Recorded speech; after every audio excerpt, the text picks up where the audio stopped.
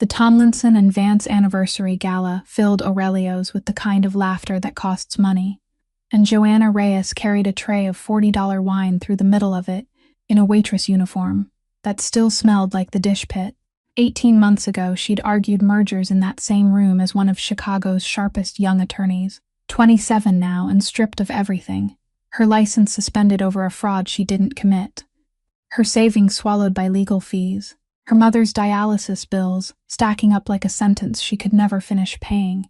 She'd learned to keep her chin level and her hands steady, to disappear behind the tray, because invisibility was the only dignity left to a woman the law had used and discarded.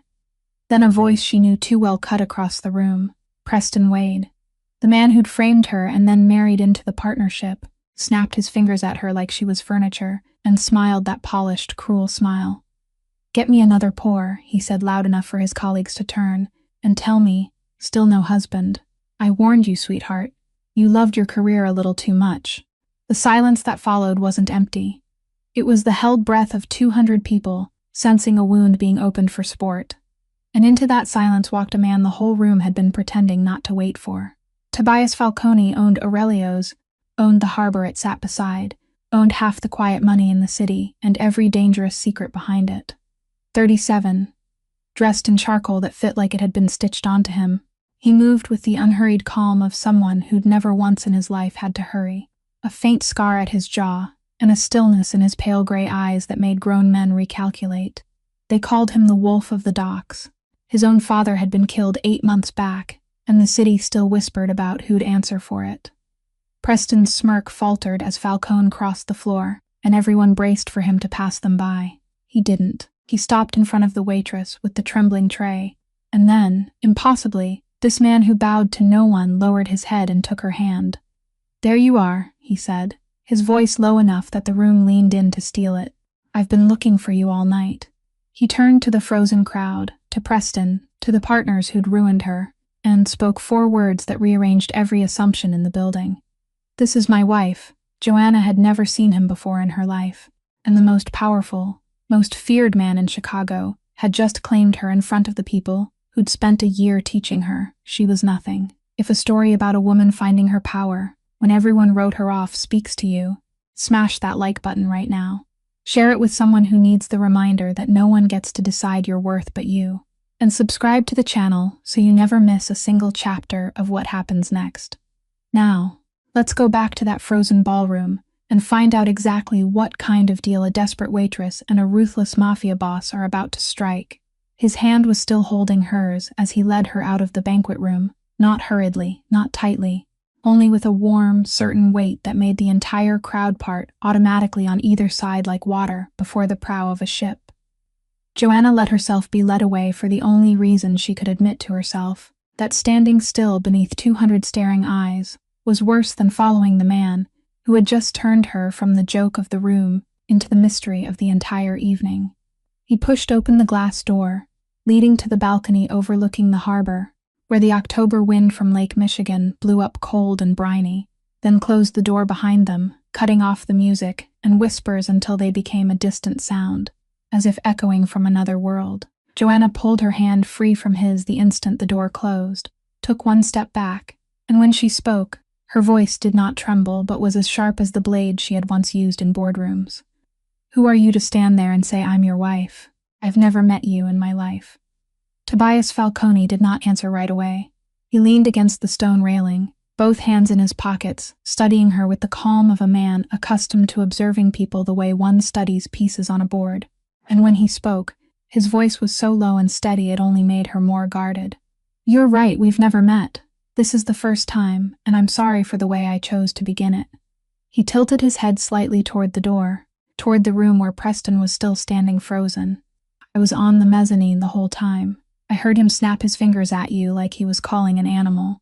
I saw that you didn't drop the tray, didn't cry, didn't run. You just stood there and kept your back straight. I've seen powerful men collapse over less than that." Joanna folded her arms across her chest, hating the way his words touched some place inside her that she had thought had gone numb.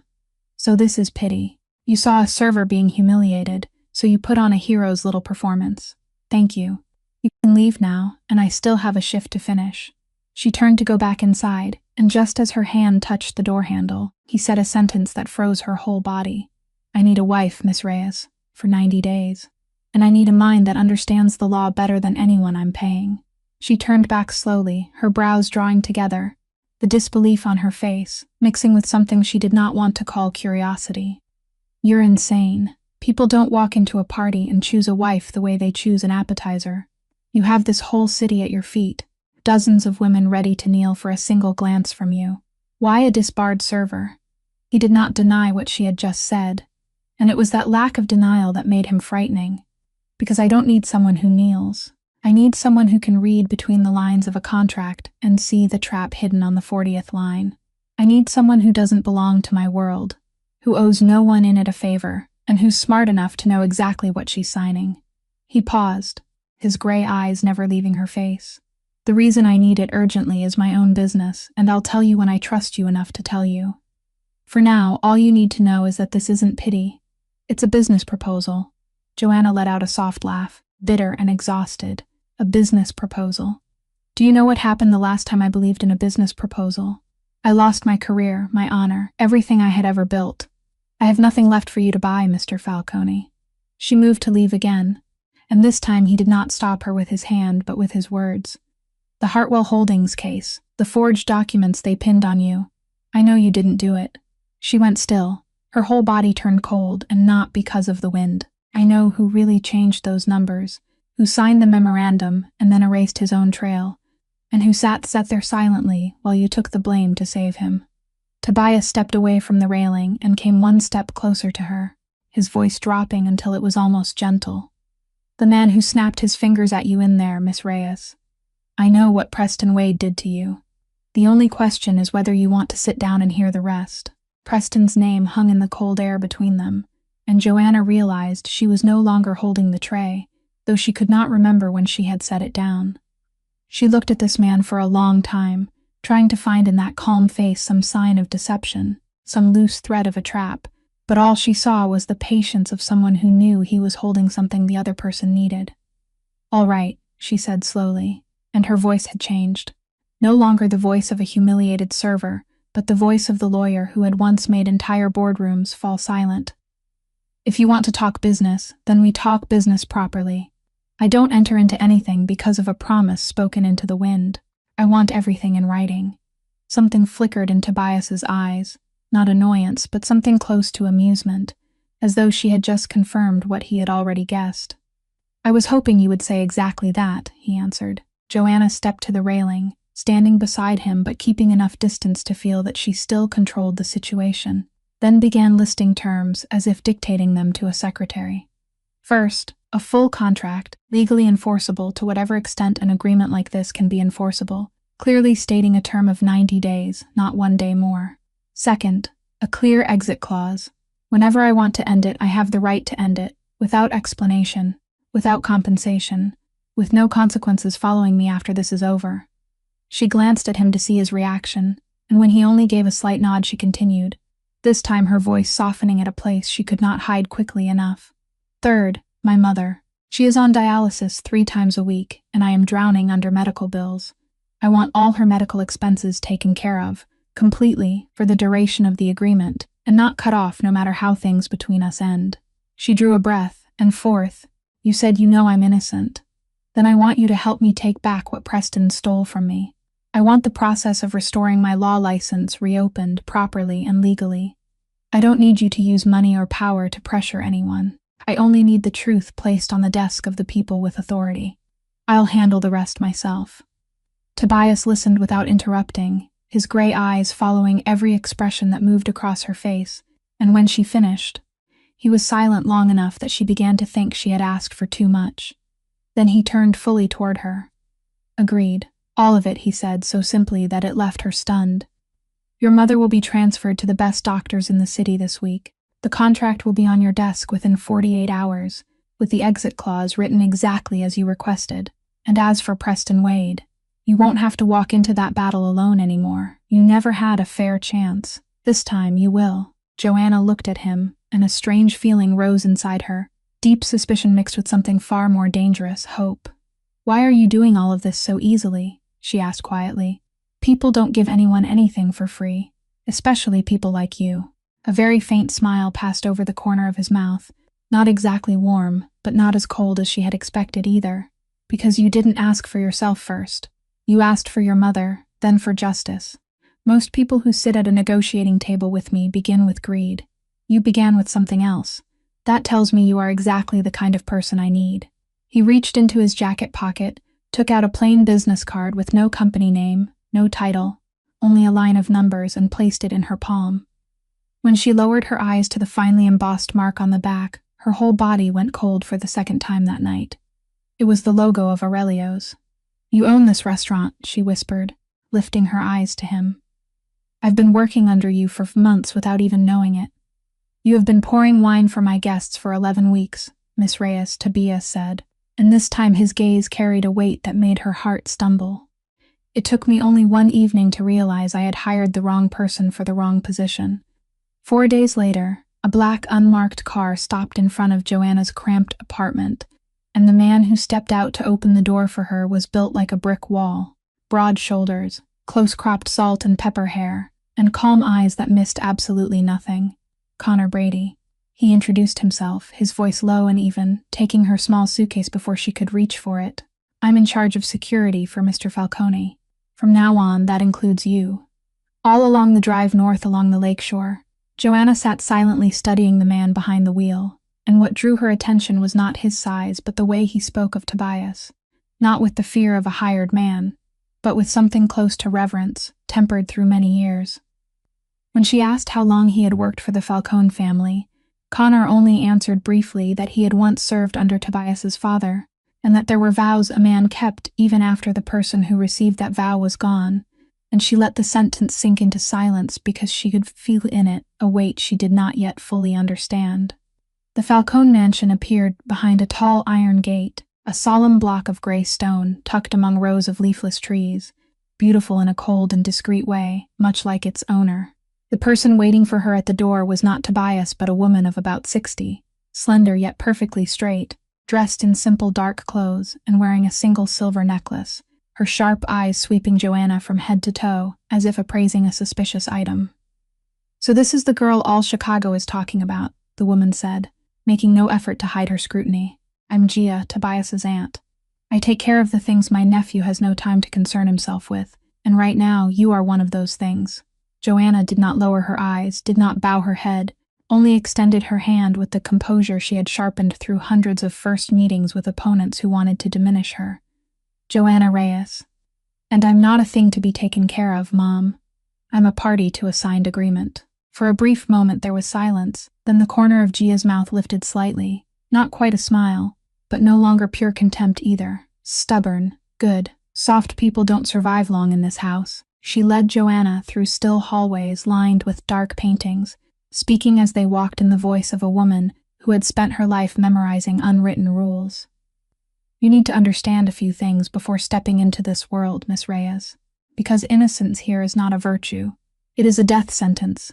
In this house, you never bow your head to anyone except Tobias, even if they are older than you, more powerful than you, or seem kinder than you. Every gesture carries meaning, every word has its price, and trust here is not something given freely. It's something bought with blood." Joanna remembered every word, not because she was afraid, but because her professional instinct recognized that this, too, was only another kind of contract, with hidden terms that needed to be decoded.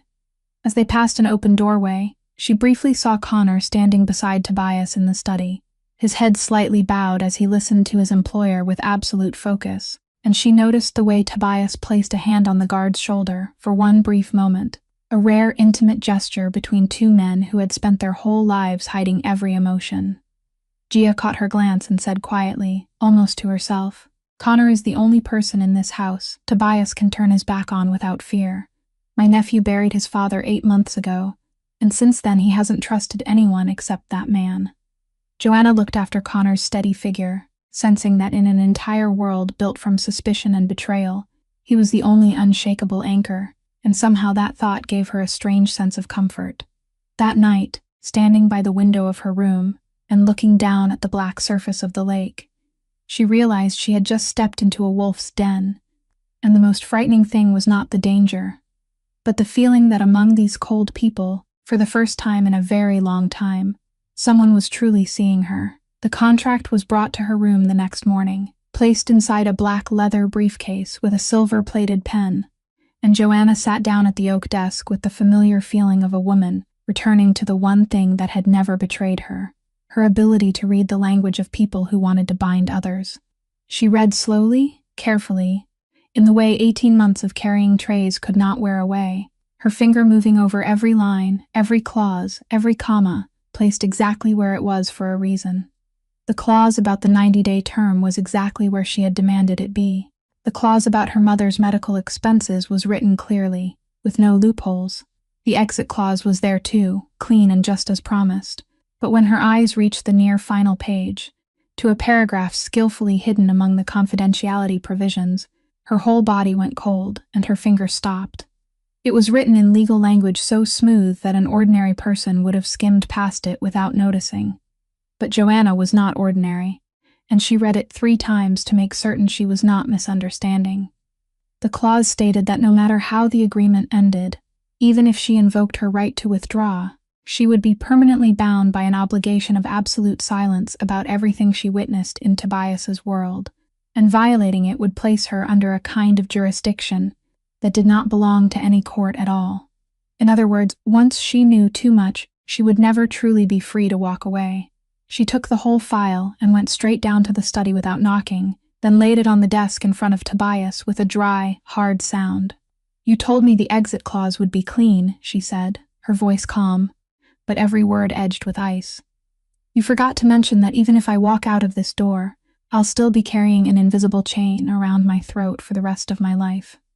Tobias looked up from the papers he was reading, his gaze shifting from her to the contract page she was pointing at, and for an instant she saw something pass over his face that she had not expected. Not the confusion of a man caught in a lie, but a weary resignation, as if he had known this moment would come. "That is a standard clause," he said slowly. "Everyone who enters my world signs something similar. It exists to protect the people in my family, people who would die if secrets fell into the wrong hands." Joanna placed both hands on the desk and leaned toward him. "I don't care how standard it is. I care that you sat on that balcony and told me this was an agreement between 2 equals. Then wrote a clause in here that turns me into your property even after everything ends. One of those 2 things is a lie, Mr. Falcone, and I want to know which one." The room fell silent long enough for her to hear the clock ticking on the mantel. Then Tobias did something she was completely unprepared for. He reached for his fountain pen, pulled the contract closer, turned to that exact page, and with one straight, decisive stroke, crossed out the entire clause, then initialed his name beside the line. "Done," he said, pushing the file back toward her. "That clause no longer exists. If one day you want to leave, you leave with complete freedom, and you take everything you know with you. I am placing the safety of the people I love in your trust, a woman I have just met. That is something I have never done with anyone." Joanna looked at the ink that had not yet dried, then looked up at his face, and she realized with a confusion that made her heart sink that the man the whole city called the Wolf had just removed one of his sharpest fangs simply because she had dared ask him to do it. "Why?" she asked softly, almost without sound. "Because," he answered, his gray eyes holding hers, "I have spent an entire life among people who obey only because they are afraid. I think it is time I see what happens when someone stays because they choose to stay." That night she could not sleep, and when the clock had passed midnight, she went downstairs in search of a glass of water, only to catch a spill of golden light through the half-open study door. Tobias was sitting alone by the fireplace without his jacket, his shirt sleeves rolled to his elbows, an untouched glass of liquor resting on the arm of his chair, and in the flickering firelight, without the calm, cold mask of the evening, he looked older than his years, tired in the way of a man carrying a burden he could not put down. He looked up and saw her standing at the threshold, and instead of sending her away, he only tipped his head slightly toward the chair opposite him, a silent invitation. She sat down, and for a long while they were both quiet, watching the fire, until he spoke, his voice low and distant, as if he were talking to himself. "You once asked why I needed a wife so urgently. I think you deserve the real answer, after what you dared demand from me this morning." He turned the glass lightly in his hand, watching the fire fracture through the crystal. 8 months ago, My father was killed. Right in the middle of a party, among people he called friends, by a bullet no one saw coming or knew where it came from. I was less than 10 steps away from him. I was the one who caught him as he went down. Joanna said nothing. She only sat still, and she understood that sometimes silence was the greatest gift one could give to someone opening an old wound. When a leader falls without a steady successor, an entire world begins to crack, he continued. There is a council, families that coexist in this city through agreements more fragile than people imagine. They looked at me and saw an unmarried man, a man with nothing to lose, nothing to anchor him. In our world, a man like that is considered unstable, and instability is an invitation for others to tear him apart. They gave me 90 days to prove I was steady enough to sit in my father's chair, and a wife, a visible form of stability, was the price they set. He turned to look at her, and in his eyes there was a rawness she had never seen before. I needed someone smart enough not to be swallowed, strong enough to stand among wolves without trembling, and outside enough for me to know she would not betray me over some old blood feud in this world. I found all of that in a woman carrying a tray of wine and refusing to cry in front of the man who destroyed her. Joanna felt something shift inside her chest, but she kept her voice steady. People say you're ruthless. They call you the wolf. I need to know what kind of man I'm standing beside. Tobias did not avoid the question. I have done things that keep me from sleeping easily. I won't lie to you about that. But there is one line I have never crossed, and never will. I do not touch the innocent, the uninvolved, the people who only happen to be standing in the wrong place. Anyone in my world knows the rules of the game when they walk in. But an outsider, someone who had no choice, no. That is the one thing I still keep from the person who taught me that even in darkness, a man must leave himself something to hold on to. She looked at him for a long time, then asked a quiet question, one perhaps no one had ever asked him before. Were you ever given a choice? This life, this world, this chair, did anyone ever ask whether you wanted it, or were you simply born inside it? Tobias went silent, and in that moment, the crackle of the fire filled the space between them. When he answered, his voice was so soft that she almost had to lean forward to hear him. No, he said. No one has ever asked me that, until tonight. And Joanna realized, with an ache that surprised her, that the most powerful man in Chicago had just confessed the very thing she had lived with for the past 18 months. That sometimes what breaks us is not the burden itself, but the fact that no one sees us carrying it. The introduction before the council took place 1 week later, inside an old mansion hidden behind rows of ancient oak trees on the northern edge of the city, where the most powerful families gathered beneath crystal chandeliers and smiles that never reached their eyes. Joanna entered on Tobias's arm, wearing a deep wine-colored dress Gia had chosen for her, and his aunt had reminded her again and again that every glance in this room was a test, every question a trap wrapped in velvet. She kept her back straight, held her chin at exactly the height Gia had taught her, and felt dozens of cold eyes measuring her as though she were a suspicious object newly brought into the house. The first man to approach them had smooth silver hair, and a smile that immediately made her think of a blade hidden inside silk. Silas Kane, he introduced himself, lifting his glass toward Tobias while his eyes locked on her. So this is the wife the whole city is whispering about. I must admit, Falcone, you've made all of us curious. A lady from the glittering world of law, suddenly lowering herself to step into our house. I keep wondering how much an arrangement like this is valued at, and who is the one truly paying the price. His words were smooth, but the trap was clear, a snare meant to force her either to admit this was a purchased marriage or to stammer in denial and reveal weakness. Joanna smiled, and when she spoke, her voice was as calm as the surface of a still lake. Mr. Kane, I notice you chose the phrase paying the price very carefully. But I'm afraid you're confusing value with cost, a mistake often made by people who are used to buying and selling everything. A good agreement has no true payer and false payer. It has only two parties who both understand exactly what they are receiving and what they are giving. If you are truly curious about the terms of our agreement, I'm afraid you will have to negotiate a copy of your own, because mine is not permitted to be disclosed to a third party. A brief silence passed, then a few quiet laughs rose from somewhere in the crowd, and Kane's smile stiffened at the corners. He did not give up easily, but shifted the angle of attack, his voice turning sweeter. Clever. But I heard you were once very clever in another boardroom, before you lost everything over a signature placed in the wrong spot. People say you forged documents. I only wonder whether Falcone knows he is inviting a fraud to sit at our table. It was the cruelest strike, a blow aimed straight at the wound she had thought was safely hidden, and the entire room held its breath to see whether she would collapse. But Joanna had lived with that pain far too long to be knocked down by it anymore.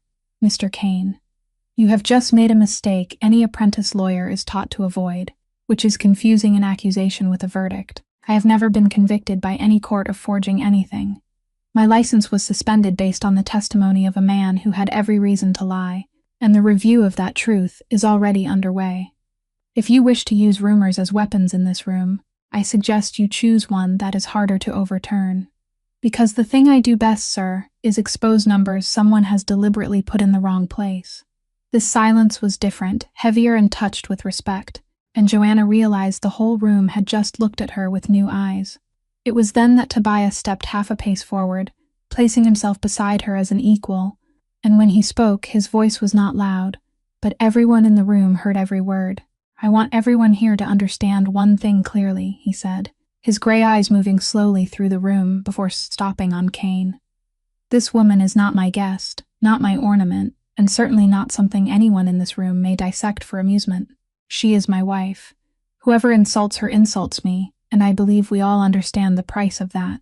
Kane bowed his head and stepped back, his smile gone completely, and in the moment Tobias turned to look at her, Joanna saw something in his eyes that she knew had never been written into any contract. Toward the end of the evening, when Tobias was drawn into a corner of the room by a group of family heads to discuss matters not meant for her ears, Joanna withdrew into the empty hallway to find a moment of quiet for lungs that had grown tight from cigar smoke and scrutiny. She stood beside a tall window overlooking the dark garden, just beginning to loosen the shoulders that had been tense for hours, when a smooth voice sounded behind her and made her turn sharply.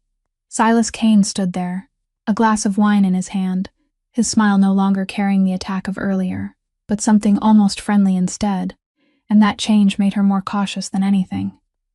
"Do not misunderstand what happened in there," he said, stepping up beside her at the window while keeping a polite distance. "I have no personal dislike for you, Miss Reyes. In fact, I think you are the smartest person to step into that room in many years. That is precisely why I thought you deserved to hear a truth, something rarer than gold in this world." Joanna did not answer, only looked at him with the composure she had sharpened, and her silence seemed to be exactly what he was waiting for. "Do you know why Tobias's father died?" Kane asked softly, his eyes on the dark garden instead of on her. "This whole city whispers about outside enemies, about a bullet from the shadows. But those of us who have lived long in this world know another truth. A strong head like his father does not fall because of a stranger. He falls because he turns his back on someone he should never have trusted." She felt a chill crawl down her spine, but kept her voice flat. "If you know something specific, Mr. Kane, then that room is where you should say it, not whisper it to the wife of the man you just tried to humiliate." Kane let out a soft laugh, seeming amused by her sharpness. "You still do not understand the rules of the game here. In this world, no one says what they know. They only plant it in someone else's ear and stand back to watch it grow. I do not have proof to place on the table, and even if I did, why would I help Falcone? I am telling you for a far more selfish reason. You are new, you are an outsider, and you are the only person in that house who has not yet been bought or bound by old debts. You have something no one else has, eyes that can still see clearly." He turned to look straight at her, and for the first time that entire evening, the smile vanished completely from his face. "The wolf you just married is standing inside a house he believes is safe, and that is the most dangerous thing of all. He guards against enemies at the gate and forgets that the sharpest knife always comes from a hand he has turned his back on. His father once thought he was safe too, right until the very last second." Joanna swallowed hard, fighting to keep her face from revealing the storm rising inside her. "Why are you telling me this? What do you gain?" Kane shrugged, and his casualness was more frightening than any threat. "Perhaps I only want to see what happens when someone who can still recognize the truth walks into a house full of people who have been blind for too long. Or perhaps I am only an old man who enjoys sowing unrest among his rivals. You may choose which way to believe it. But if one day you begin noticing numbers that do not match, doors closing at exactly the moment you approach, people smiling at you a little too widely, Then remember that tonight, someone warned you first." Then he lifted his glass to her with polished courtesy, turned, and blended back into the crowd, leaving Joanna alone beside the window with a seed of doubt newly planted inside her. She told herself those were only the words of an enemy trying to divide them, a move in a game she did not yet fully understand, and she should not let it take root. But when she returned to the banquet room and looked around at the familiar faces surrounding Tobias, for the first time she found herself wondering, if only for one quiet instant, whether one of those smiles was hiding a knife. They left the party when the night was already late, and all the way back to the mansion, Joanna sat silently beside Tobias in the dark car, Kane's warning still echoing somewhere in her mind like a sound she could not turn off. She glanced at the man beside her, watched the way the streetlights passed over his profile in steady intervals, and wondered whether he knew, whether inside a world he believed was safe, someone might already be sharpening a blade. When the car stopped at the entrance and they stepped into the long, quiet hallway of the house, Connor silently withdrew toward the gate, leaving the two of them alone beneath the gentle golden light. And it was in that still moment, after an entire night of playing their parts, that exhaustion and something else made them both stop at the foot of the stairs instead of going separately to their rooms. "You did well tonight," Tobias said softly, turning to look at her, and this time his voice held none of the calculation of an employer evaluating a subordinate, but something close to gentleness. "I've seen people who have lived their whole lives in that world tremble in front of Silas Kane.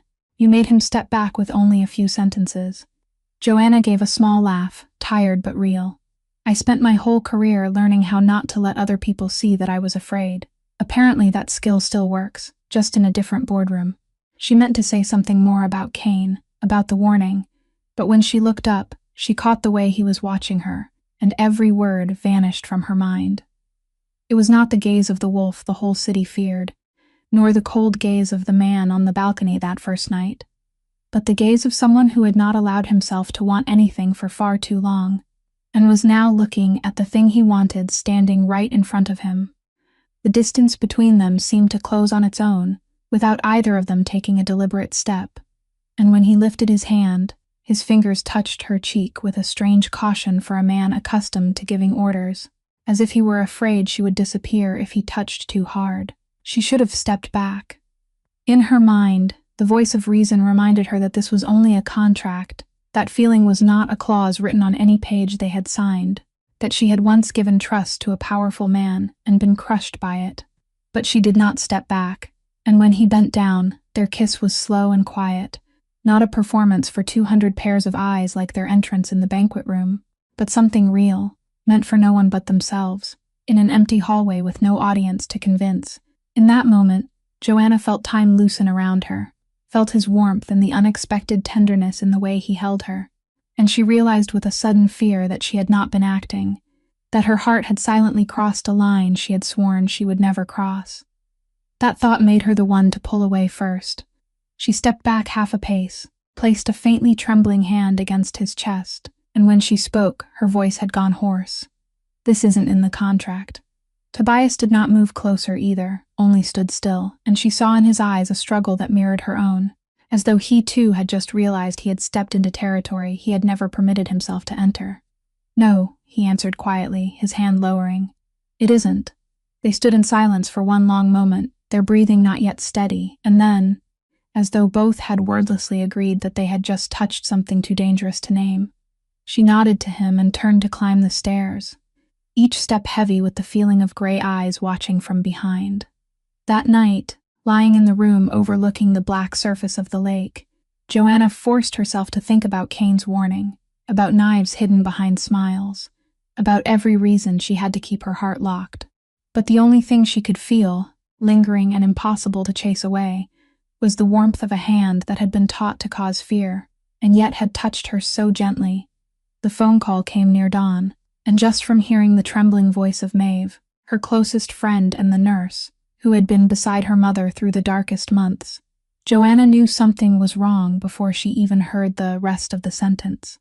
Her mother had fallen ill during the night and had been taken to the emergency room, and in that moment, Joanna's entire world narrowed down to one fear, the fear that she would lose the last person left in this world who belonged to her. She rushed down the stairs in a hastily thrown-on coat, her hands shaking so badly she could not fasten the buttons, and before she even had time to call a taxi, Connor was already standing by the door with the car keys in his hand, as if he had known in advance, as if this whole house operated by a rhythm she did not yet understand. All the way through the empty streets before dawn, she clasped her hands together and prayed to something she had long stopped believing in, and when the car stopped in front of the hospital, she knew at once that something did not fit. This was not the public hospital where her mother had been receiving dialysis, where she knew the crowded hallways and the endless waiting lists. This was a private hospital, bright and quiet, the kind of place where, with the money she had, she would not even have dared walk through the door.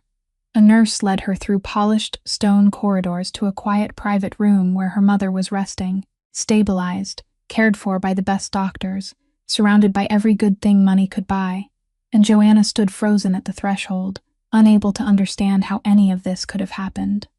She asked who had transferred her mother here, though somewhere inside her, she had already begun to guess the answer. "Everything was arranged in advance, miss," the nurse answered gently. "All expenses have been handled. Your mother has been on our priority patient list since last week. We were only waiting for tonight to bring her in." Joanna turned to Connor, who stood silently behind her, and he only gave a small nod, confirming what she had already understood. Tobias had done this. He had done it days ago, quietly, without a word of warning, without once mentioning it, without turning it into a debt she would have to carry. She sat down beside her mother's bed, took that familiar thin hand into hers, and the pressure that had been crushing her for 18 months suddenly broke open inside her, like a dam no longer able to hold. All that time, she had carried everything alone, stayed awake alone over the bills, swallowed the humiliation of carrying trays alone, stood alone in a world where no hand had ever reached out to steady her. And now, for the first time, someone had silently lifted part of that weight for her, without asking anything in return. She began to cry, not from grief, but from something she had forgotten the feeling of, being cared for. When she returned to the mansion after full daylight had come, she found Tobias in the study, and she stood at the threshold, her eyes still red, not knowing how to begin. She said softly that he did not have to do that it was not written in any clause, that he could have simply paid the bills as promised, and that would have been enough. But he had done more than that. He had done it as if her mother were one of his own. Tobias set down the book in his hand, and for a long while he said nothing, only looked out the window where morning light was pouring in. "My mother died when I was 12, he finally said, his voice low and distant. She was innocent, standing in the wrong place at the wrong time, in a war that was not hers. I stood there and I could do nothing, because I was only a child, and because no one reached out to help us when we needed it most." He turned to look at her, and in those gray eyes was an old pain that had never healed. "I promised myself that if I ever had enough power, I would never stand by and watch an innocent person suffer when I could stop it. Your mother does not deserve to lie on a waiting list, Joanna. No one does." And standing there, looking at the man the whole city called the wolf speak of his mother in the voice of a boy who had never stopped hurting, Joanna felt something inside her quietly surrender, and she knew, with a certainty that warmed and terrified her at once, that she had begun to love him, in the days that followed.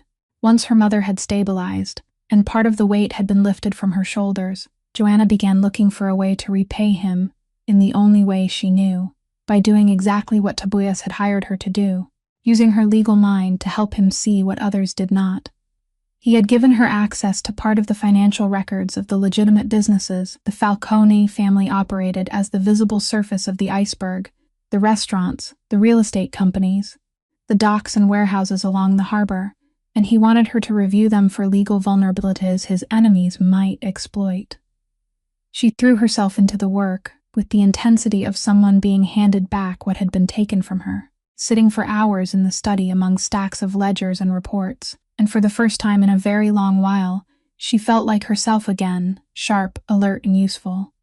It was in the middle of that focus, late one night when the whole house had fallen silent, that she found the first thing that made her stop. A number did not match. A small sum of money had been transferred from one of the family's real estate companies to another business she had never heard of, and from there, It had been split into smaller pieces and moved through 2, then 3 more layers of intermediary companies, each layer appearing perfectly legitimate. Each transaction wrapped in accounting language smooth enough to survive an ordinary glance. But Joanna did not glance. She read, she followed. She did the very thing that had once made her one of the best lawyers in Chicago before everything was stolen from her, patiently untangling every knot in a maze built precisely to make people give up. The deeper she went, the more she realized those intermediary companies were nothing but empty shells, with no real business operations, no employees, no address beyond a mailbox, created for the sole purpose of making the money trail so hazy that no one could trace where it went. This was not a vulnerability an enemy could exploit. This was a pathway someone inside the family had designed to siphon money out quietly, steadily, over many months, without anyone noticing. Her heart beat faster as she traced her way to the final layer of the maze, to the name hidden behind all those shells, and when she saw it, a chill ran down her spine. Every thread, once untangled to the end, led back to one person, a name she had heard mentioned a few times over dinners at the mansion. Always spoken with respect, always described as one of the most loyal pillars remaining from Tobias's father's time, the uncle who had stood beside him through the darkest months after his brother's death. Hal. Joanna sat motionless for a long time before the screen in the papers, Silas Kane's vague warning from that night in the old mansion, suddenly ringing in her head with perfect clarity, no longer sounding like an enemy sowing unrest, but like a finger pointing straight at what she had just found for herself. The sharpest knife always came from a hand a person had turned his back on. She told herself to stay calm, to be certain, because an accusation like this, aimed at someone Tobias trusted so deeply, could not be spoken aloud based only on a few suspicious numbers. She had once been the victim of that very thing, once been destroyed by rushed conclusions built on arranged evidence, and she swore she would never do that to someone else. She needed more. She needed a chain of evidence so tight that no one could deny it, twist it, or throw it back onto her the way Preston had done. And so, instead of running to find Tobias at once, she began quietly digging deeper, pulling older records, comparing more transactions, printing the important pages and hiding them carefully. She had no idea that every query she made, every record's door she quietly opened in the night, was leaving behind a very thin trace, and that somewhere in the darkness of this house, a pair of eyes had begun to notice that the wolf's new wife was searching for things she was never supposed to search for. For the next 2 days, Joanna carried her secret like a live coal hidden in the palm of her hand, and she grew more and more certain that the only person she could entrust this to was Tobias. But she wanted her chain of evidence to be perfect before placing it in his hands, because she knew an accusation against his own uncle would be a knife driven into a heart already full of wounds. On the second night, unable to sleep, she went downstairs to retrieve a few more files she had stored in the study, and as she passed the hallway leading out to the back garden, she heard a low male voice drifting in from the dark porch. She stopped, slipping into the shadow of a doorway, and through the blurred glass, she saw Connor standing alone outside, his phone pressed to his ear, his familiar solid figure outlined against the night sky. She would have kept walking if she had not caught a few broken fragments of his words through the cracked door, and those fragments froze her whole body. Connor's voice was lowered, cautious, the voice of someone who did not want to be overheard. She heard him say something about everything being arranged, that he did not need to worry, that Connor would handle his part when the time came. And then, clear enough that there could be no mistake, she heard him say the name that had haunted her for the past 2 days. Hal. Joanna stood motionless in the dark, her heart pounding so hard she feared Connor might hear it, and a deep cold spread through her as her mind began fitting the pieces together in the worst possible way. Connor, the loyal guard whom Gia herself had called the only man Tobias could turn his back on without fear, the man she had trusted from the very first day, the man who had silently been waiting with the car keys on the night her mother was taken to the hospital. If he too was part of Hal's scheme, then it meant no one in this house could be trusted, and the path to Tobias she had believed was safe was in fact being guarded by the very person closest to him. She backed away step by step in the darkness, trying not to make a sound, and when she reached her room, she leaned against the locked door and struggled to breathe, trying to tell herself she could not be certain, that she had heard only a few broken pieces of a conversation. That perhaps there was an explanation she did not yet know, but she had lived too long in a world where trust had been turned into a weapon, had been ruined once already by her own innocence, and the instinct to protect herself screamed inside her that she could not take the risk. She had trusted Preston. She had once believed that if she was honest and did what was right, the truth would protect her by itself, and that belief had cost her everything. She would not make that mistake again.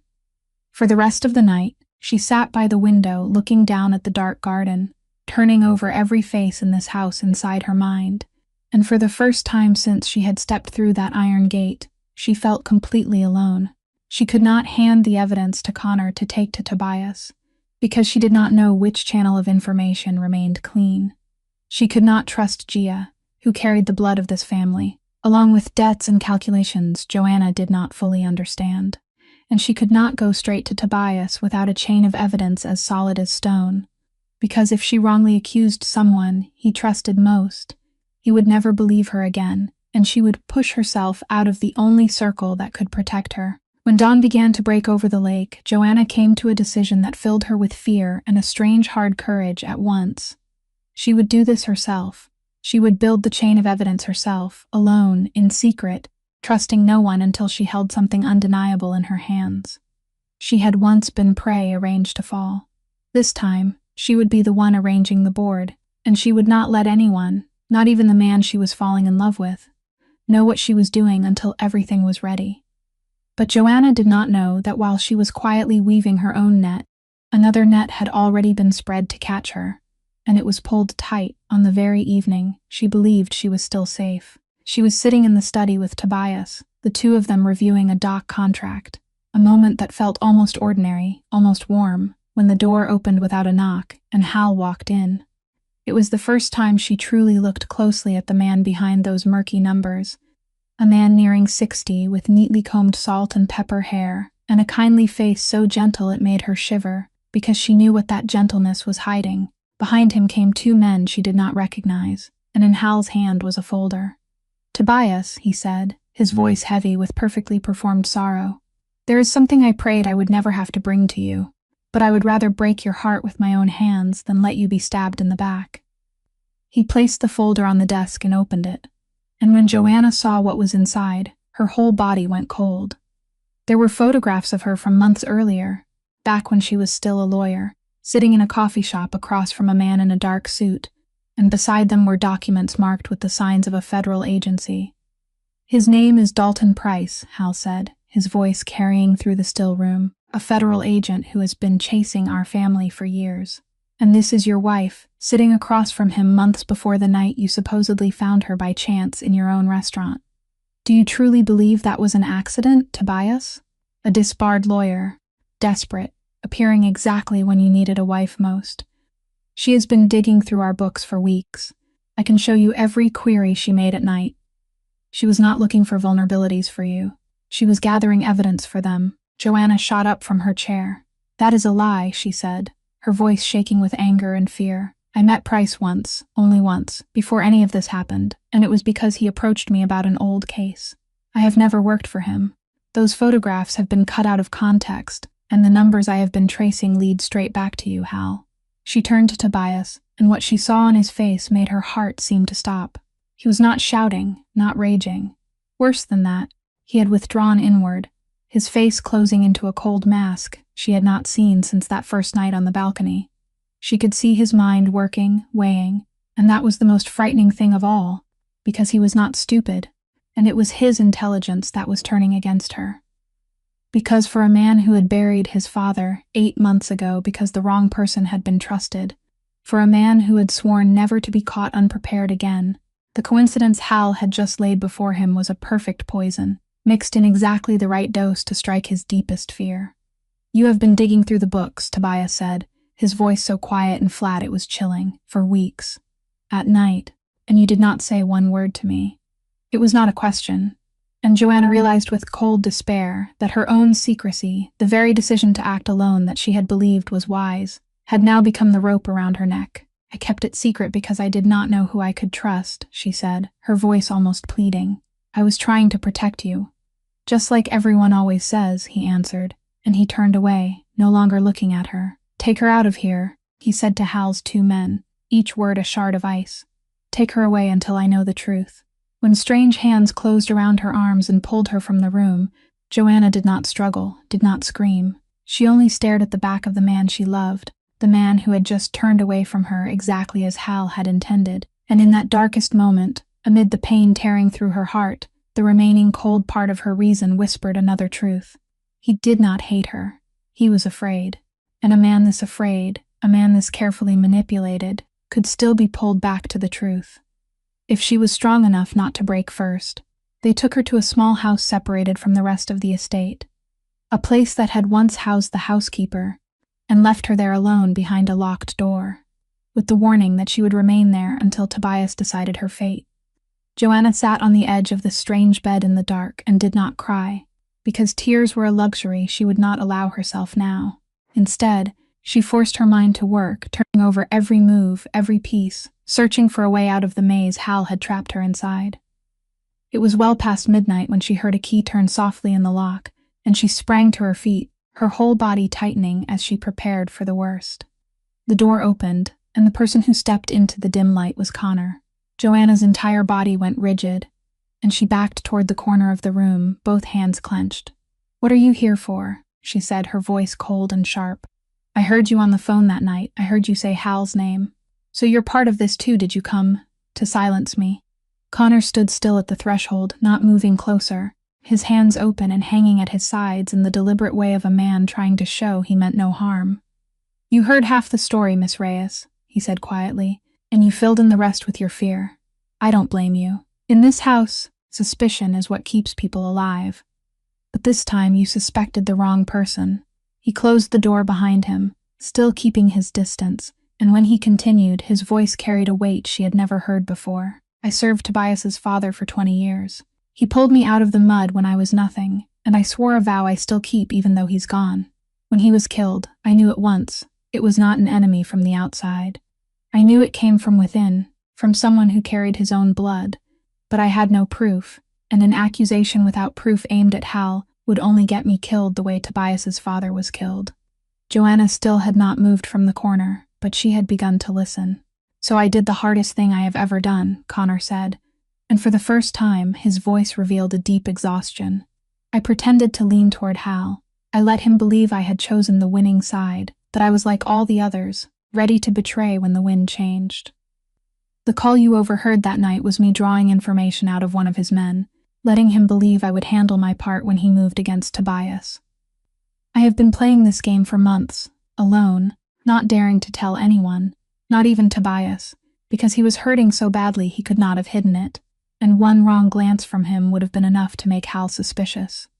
Joanna looked at him for a long time, the lawyer's instinct inside her weighing every word, searching for gaps, for signs of a lie, but all she saw was the naked truth of a man who had carried a secret alone for far too long. "Why do you trust me?" she asked softly. "How do you know I'm not Price's person the way Hal said?" "Because I have been watching you since the first day you walked through that gate," Connor answered. "I saw you cry beside your mother's bed. I saw the way you look at Tobias when he is not paying attention. Federal people do not look at someone that way, and more important, I know you have been following the same path I have been following for months. You found the money trail. You found Hal. You are only missing the final piece." He stepped closer, and this time she did not retreat, and from inside his coat he took out a small phone and placed it in her hand. "This is what I risked everything to get," he said. A recording. Hal's own voice, talking about the night Tobias's father died, clear enough that no one can deny it. "I cannot take it to Tobias myself, because he would ask why I had gotten so close to Hal, and the whole play would collapse. But you can. You have the numbers, and now you have the voice. Put them together, and we have the thing both of us have been searching for."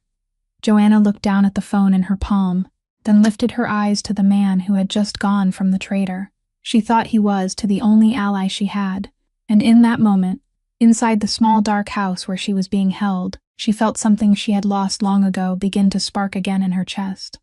Hope. Connor left her with the phone, and a way out, a back door the guard would ignore for exactly 1 hour before dawn, And then he vanished into the darkness to return to his dangerous role before his absence could be discovered. Joanna did not waste a single minute. She no longer had the quiet of the study, no longer had long nights to carefully follow every thread the way she had when she first uncovered the money trail. This time she was racing against time, and against an enemy who now knew she was a threat. She slipped out in the gray light of morning, caught a ride to the only place she could still trust, Maeve's old apartment, and there, on the cramped dining table between cups of cold coffee, she laid out everything she had and began building the only weapon that could save her. She matched the recording of Hal's voice to the money trail she had traced, comparing every date, every shell company name, every transaction, until all of it locked together into a picture no judge, no counsel could deny. Hal had been siphoning family money to build his own power. And the recording showed that he was the one who had ordered the night Tobias's father fell. But Joanna was wise enough to know that if she brought the evidence to Tobias herself now, he would only see the woman Hal had just convinced him was a spy, and everything she said would be doubted. He needed to find the truth himself, needed to believe it with his own eyes, and not through the words of someone he had turned away from. So she did the thing only a legal mind would think to do. She copied the entire chain of evidence, both the numbers and the recording, and skillfully embedded it inside the very doc file she knew Tobias would have to open for the upcoming meeting, placing it where only he, with the care of a man who never signed anything without reading closely, would be able to find it. She left him a path to walk toward the truth on his own, a thread for him to untangle himself, because she knew that a truth a person discovered for himself always carried more weight than a truth forced into his ear. She had just finished sending that file through an intermediary Connor had arranged when her phone vibrated, and when she saw the name on the screen, her blood seemed to freeze. It was the number of the hospital where her mother was staying, but the voice on the other end was not a nurse's.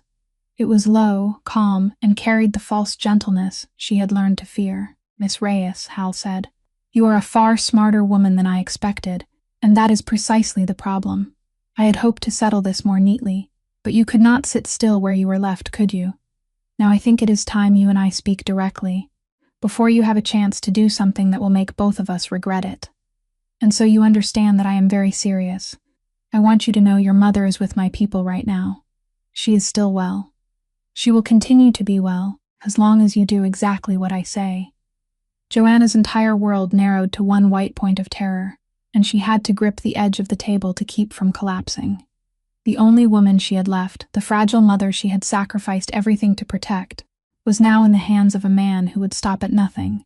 "If you dare touch her," she said, her voice trembling but not begging, "there will be nowhere on earth for you to hide from what will come for you." "I do not intend to harm anyone, as long as you cooperate," Hal replied, still in that smooth voice.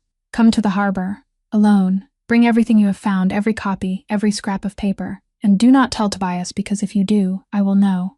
You have 1 hour." The line went dead, leaving Joanna standing in the small kitchen in a silence so deep it felt fatal, her heart torn in two between the mother being held and the truth she had just sent away, and she realized that every move she had calculated now led to one place, the dark harbor where everything would be decided. What Hal had not anticipated was that the doc file in which Joanna had planted the evidence reached Tobias earlier than he had calculated, and at the very hour Hal was forcing her toward the harbor, the man he believed he had successfully manipulated was sitting alone in the study, turning each page with the meticulous care of someone who had never signed anything without reading all the way to the final line. And he found it. He listened to the recording in absolute silence, the voice of his own uncle confessing to the night that had taken his father from him, and in that moment, every broken piece of the past 8 months suddenly locked together into a truth that chilled him to the bone. She had not betrayed him. She had been trying to save him, alone, in the dark, even after he had turned his back on her. But before he could act, Hal made one last reckless move. He summoned the council, all the most powerful families in the city, to the very old mansion where Joanna had been introduced to the council, and when Tobias entered the room full of measuring eyes, Hal was already standing in the center, wrapped in the disguise of a grieving uncle, forced to do something bitter for the common good. "My nephew has allowed emotion to cloud his judgment," Hal declared, his voice carrying through the room. He has brought a traitor into our house, a woman working for the federal government, and when I tried to warn him, he still refused to listen. A leader who cannot control his own household is not fit to lead us. I propose that the council force Tobias Falcone to relinquish his position, and to preserve the honor of the family, I am prepared to shoulder that responsibility.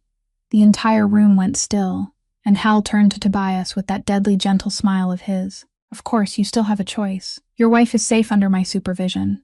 You need only step down quietly, hand everything over, and I promise to let her and her sick mother live in peace. Power or the woman, choose. It was the perfect trap, set before men who had always believed that in this world, power was the one thing a man would never trade away, and all of them waited for Tobias to do what any boss would do, to choose the chair. But Tobias Falcone took one step forward, and when he spoke, his voice was terrifyingly calm. You want me to choose between power and her, he said. Then I am going to disappoint you because for me that has never been a difficult choice. Take the chair, take the empire, take the harbor, take everything my father left behind. I will lay it all down right now, without hesitation, if that is the price of keeping her safe. A murmur of astonishment spread through the room, and if Joanna had been there, she would have understood that the man who had once said no one had ever asked whether he wanted this life had just answered that question himself for the first time. But before I stepped down, Tobias continued, and his voice suddenly hardened like steel. This council deserves to hear one thing. My uncle has just spoken of betrayal. Then let all of us hear what true betrayal sounds like. He pulled out the phone, and Hal's own voice rang through the deathly silent room, confessing to the night his brother fell, each word dropping like stones nailing shut a coffin. Hal's kindly face went white, then twisted into something lonely and panicked, and when he saw the council's eyes beginning to turn toward him, full of suspicion and disgust, he understood that the game had turned. But a beast backed into a corner is the most dangerous beast of all. Hal retreated toward the door, and the mad smile on his face chilled even Tobias. That sounds beautiful, nephew, he hissed, but the recording won't save her. My people are taking her to the harbor right now. If you want your wife alive, you had better pray you can run faster than I can. Then he turned and bolted through the door, and Tobias, without bothering to look back at the stunned council behind him, ran after him, his heart beating for the first time in his life with one single fear, that he would arrive too late. The harbor at night was a maze of steel and darkness, containers stacked into silent walls beneath sickly yellow lights. Joanna was led through that maze to an empty warehouse at the edge of the water, where her mother was sitting in a chair, exhausted and afraid but still safe, watched by men Joanna did not know. When she saw her mother, every fear for herself vanished, replaced by an iron resolve, and she walked into the center of the warehouse with the folder in her hand, her head held high exactly as Gia had taught her from the first days. Hal arrived soon after, no longer wearing his kindly mask, but showing himself as a man cornered at the end of the road, his eyes shining with the dangerous light of someone who had nothing left to lose. Hand it over, he said, reaching out, every copy. Then I will let you and your mother go. Joanna knew he was lying, knew that the moment she surrendered the only thing protecting her, neither she nor her mother would have any value left to him. And she also knew she had to buy time, had to believe that somewhere in the dark, the truth she had sent away was on its way to find them. You will not let us go, she said, taking one step back, keeping the folder pressed to her chest. But you will not get this as easily as you think. At the very moment Hal stepped toward her, the warehouse door burst open, and Tobias entered, Connor close beside him, along with a group of loyal men who had quietly assembled. For one instant, everything seemed to stop, the two sides facing each other in the flickering light, and Hal's men, realizing they had been outnumbered and that their master was now the defeated one, began to falter. A few dropped their hands in surrender the moment Connor reminded them that loyalty placed in the wrong hands was the thing that buried men fastest. The struggle was brief and decisive.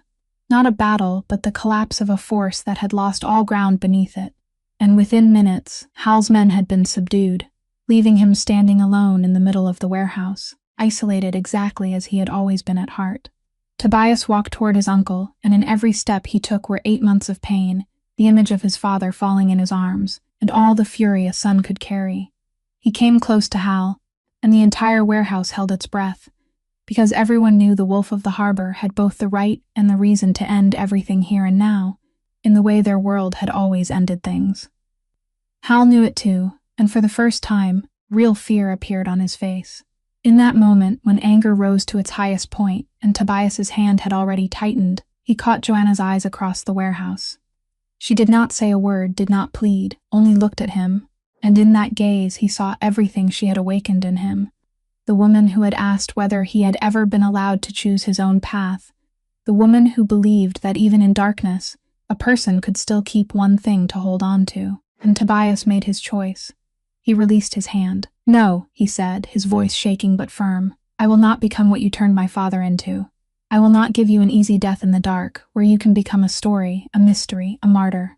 You will face what you have done before every person you betrayed." He turned to Connor. "Call the council here. All of them. Let them hear him speak the truth himself, with his own mouth." And beneath the cold lights of the warehouse, surrounded by witnesses he could no longer buy or threaten, Hal finally collapsed, his confession pouring out in the absolute loneliness of a man who had traded every human bond for power and now had nothing left. Joanna ran to her mother and wrapped her arms around her, and when she looked up through her tears, she caught Tobias's eyes on her, and in that gaze there was no longer the coldness of the night he had turned away, only a silent apology and something far deeper, something that had finally been allowed to have a name. The weeks after the night at the harbor passed like a receding tide, revealing ground beneath that had been changed forever. Hal's collapse pulled other things down with it, things even Joanna had not fully foreseen, because when one link in the darkness was dragged into the light, the others began to show themselves too. It turned out that Agent Dalton Price, the man Hal had used to slander her, had never truly been targeting Tobias or Joanna at all. All that time, he had been quietly investigating the dirty money Hal had been siphoning away to build a hidden empire of his own. When Joanna, through an intermediary lawyer and with Tobias's consent, turned over to the federal agency the very evidence she had worked so hard to build, the case Price had pursued for years finally had what it needed, and the full weight of the law came down on the person who deserved to bear it. But what made Joanna's heart beat hard was not the fall of an enemy, but something she had not dared dream of for the past 18 months. Among the files reopened in the shock that followed, the truth about the Hartwell Holdings case finally rose to the surface. When investigators began tracing the falsified documents, they found what Preston Wade had believed he had buried forever, the mark of his own hand on the numbers he had placed on her head. Joanna did not need Tobias's power or money to force anyone, exactly as she had demanded on that first night on the balcony. She only needed the truth placed on the right table, before the right people with authority, and once it was there, it spoke for itself. The process of restoring her law license was officially set in motion, and this time, instead of standing alone before the board as the accused, she walked in with a chain of evidence as solid as stone, and her honor being returned to her piece by piece. Preston, the man who had snapped his fingers at her like she was an object, and asked whether she still had not found a husband, now had to face the very truth he had believed he could bury beneath a woman's career. One afternoon, as the late autumn sunlight poured through the tall windows of the study, Tobias found Joanna standing by the window and looking down at the lake, and he came to stand beside her, sharing a long silence before he spoke. "Our contract," he said softly, 90 days. It is almost over. You have done everything you promised and more. You are free, Joanna, completely free. Exactly as the clause you demanded said, and exactly as the clause I crossed out with my own hand allowed. You can walk out of this door right now, taking your life back, your career back, with no chain clinging to you at all." Joanna turned to look at him, and in those gray eyes she saw the fear he was trying to hide, the fear of someone far too used to everything he cherished leaving him. "You are giving me the chance to leave," she said. "Do you think I will?" "I think you deserve to choose," he answered. "You asked me whether I had ever been allowed to choose my own path. I cannot turn back time and choose for myself, but I can let you choose for yourself." Joanna was silent for a long while, looking out over the lake, then back at the man who had gone from a frightening name to the first person in years who had truly seen her. "Then I choose to stay," she said. "But not to be an ornament in your world, and not to be swallowed by the darkness you were born into. I am staying to change it."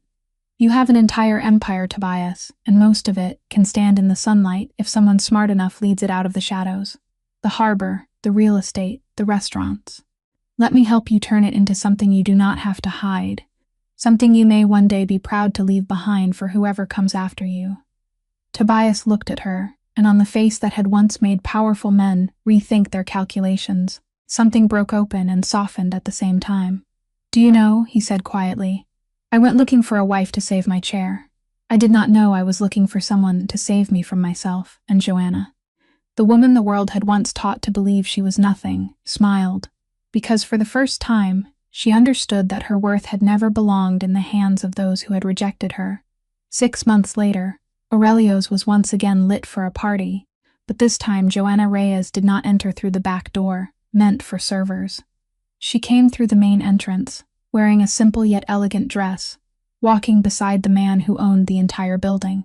She was no longer the girl carrying trays in a uniform that smelled faintly of dishwater, nor the woman who had learned to disappear in order to preserve the last scraps of her dignity. Her law license had been restored only a few weeks earlier, and now she moved through the room that had once witnessed her humiliation with a calmness meant not to prove anything to anyone, but because she had stopped needing recognition from people who had never deserved her concern. And then, as if fate had arranged one final irony, she saw Preston Wade in the corner of the room, the man now looking far more worn down and small than the image she carried in her memory. His career shaken after the truth about Hartwell was exposed, his eyes sliding away from her, as if avoiding something he did not want to face. For one moment, the cruel question he had once snapped at her came echoing back through her mind, still not married, and she almost laughed, not from bitterness, but from realizing how small that question had become, because her worth had never lived inside the answer to it. He had once believed that a woman without a husband was a failed woman, and that petty belief was exactly why he had never been able to see the real person standing in front of him. Tobias seemed to feel the current of thought passing through her, and he gently placed a hand against her back, not with the possessive gesture of that first night, but with the tenderness of someone who only wanted her to know he was there. They stepped out onto the balcony, the very balcony where everything had begun, where the wind from Lake Michigan still rose salty and cold as it had that night, and standing there, looking down at the harbor that now belonged to a different future, Tobias turned to her with an honesty only she was allowed to see. You know, he said softly, the night I walked in there and called you my wife, I thought I was saving you. I was wrong. A man could live for 6 centuries and still not learn what you taught me in only a few months. That power is not what makes a man worthy, and that the most frightening thing is not the enemy outside the gate, but losing yourself in the dark. You did not save me from Hal. You saved me from the man I was slowly becoming. You saw something in me that even I had forgotten still existed, and you believed in it until I could believe in it too. Joanna placed her hand over his on the railing. We have both been defined by other people, she said. You were defined by a world you were born into and never allowed to choose. I was defined by a cruel question in a case I never caused. But no one has the right to decide our worth except us. I do not need you to promise me a perfect fairy tale, because I no longer believe in perfect things. I only need you to promise that every day we will choose together to become better people than we were the day before. Tobias took her hand, and the promise he gave her did not rise in flowery words, but in the eyes of a man who had finally found what all the power in the world could never buy for him. And standing there, 2 people once rejected and looked down upon by the whole world found in each other not a place to hide, but a place to begin again, a place where, for the first time, they were seen exactly as they truly were. The story of Joanna and Tobias leaves us with something simple yet profound, that the value of a human being is never measured by status, wealth, whether they have married or not, or by the things others try to attach to them in the worst moments of their lives. Dignity is something no one can take from us unless we allow it, and sometimes the bravest thing a person can do is to keep standing straight when the whole world wants them to bow their head. Kindness and trust, even when offered to someone who seems to have lost every trace of humanity, still have the power to awaken the good that has been sleeping inside them. If this story has touched your heart in any way, please subscribe to our channel, press the like button, and share this video so you can listen to many more compelling and meaningful stories every day. We would truly love to know how you feel about the story of Joanna and Tobias, so please leave a comment and share the thoughts that come from deep within your heart, because every line you write is a precious source of encouragement for us. Thank you for taking the time to listen all the way to the very final moment. We wish everyone watching this video good health, a joyful life, serenity, and peace every day. Goodbye, and we'll see you again in the next video.